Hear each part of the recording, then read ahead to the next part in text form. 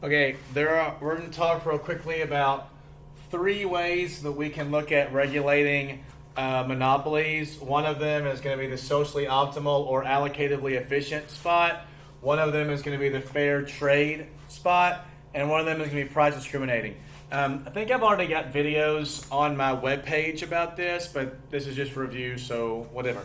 All right, so here is a monopoly with no ATC curve, so we don't know if it's making a profit or not. We just know that, again, the demand and the marginal revenue curve deviate because as the price goes down, since you can't, like in a perfectly competitive market, the firm can sell all at once at one price, but in a monopoly, the firm has to lower the price to get you to buy more crap, so therefore the marginal revenue goes down again as we buy more stuff.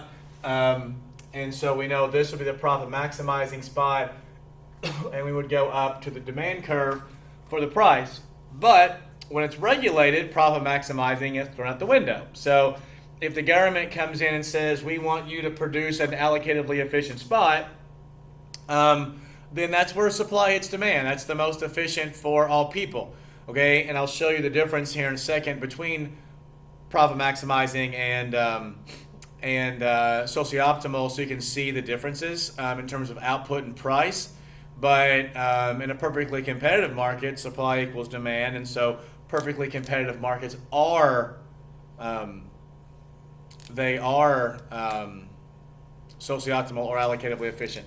So here is, as you know, this is our profit maximizing quantity and our profit maximizing price. But as you know, this is not supply and demand. You know that in a firm, in a monopoly, in a monopolistic firm, the marginal cost is the supply curve so long as it's above AVC. And you'll remember the reason why it's a supply curve above AVC is because if the price is below average variable cost, you shut the whole thing down anyway. So as long as we're producing above average variable cost, then the marginal cost curve is the supply curve. So this supply curve will hit this demand curve right here, right? So allocatively efficient, this is where supply meets demand meets price, or in this case, marginal cost meets demand meets price.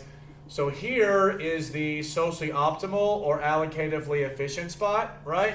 And this would be our socially optimal or allocatively efficient price. And you can see that when we have socially optimal, society is going to be getting a lower price and more crap. What monopolies do is monopolies tend to make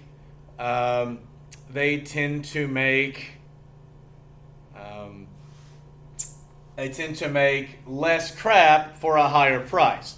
So this is the socio-optimal stuff. Okay, I'm going to skip down here to price discriminating. Price discriminating, if you remember, every single person pays whatever his or her utility is. So if this is for a gallon of milk, right, my utility is much different than Anna's utility or Ethan's utility or other Ethan's utility.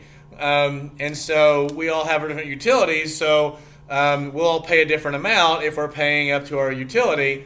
So it ends up that this, again, the socio-optimal ends up being our output spot, right? And this ends up being the lowest price it would take. So in the end, all of this area is all profit, okay? Now, let's go back a little bit and we'll say, okay, here is our ATC curve, right? So under normal circumstances, this would all be profit, right? And everything from above the price up to here would all be, if you'll remember, that'd be all consumer surplus, right? All the way from where the demand curve hits this all the way to the price is all consumer surplus. But you'll remember in a price discriminating firm, you're always paying what your utility is. There's no consumer surplus. There's lots of profit, but no consumer surplus. If it's profit maximizing, we are making less crap for a higher price, but there's a few people up here who'd pay, more, and so they're experiencing some consumer surplus. Okay.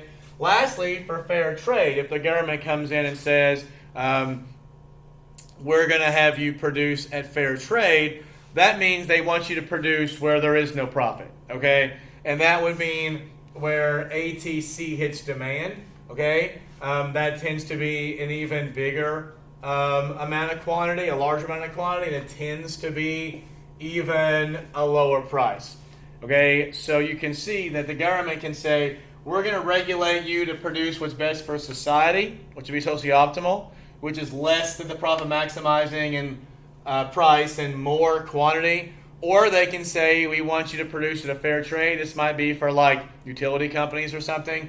And that's where they're making no economic profit. They probably would be making an accounting profit.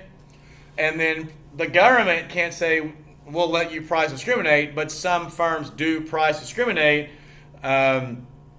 Housing market, car market, things like that can sort of find your utility. And so there is no consumer surplus because everyone's paying along their demand curve, right? So the price could be here or here or here or here or here, all the way down to here. Anything past that, then the supply and demand wouldn't equal each other anyway, so it wouldn't matter. But this is sort of how we regulate.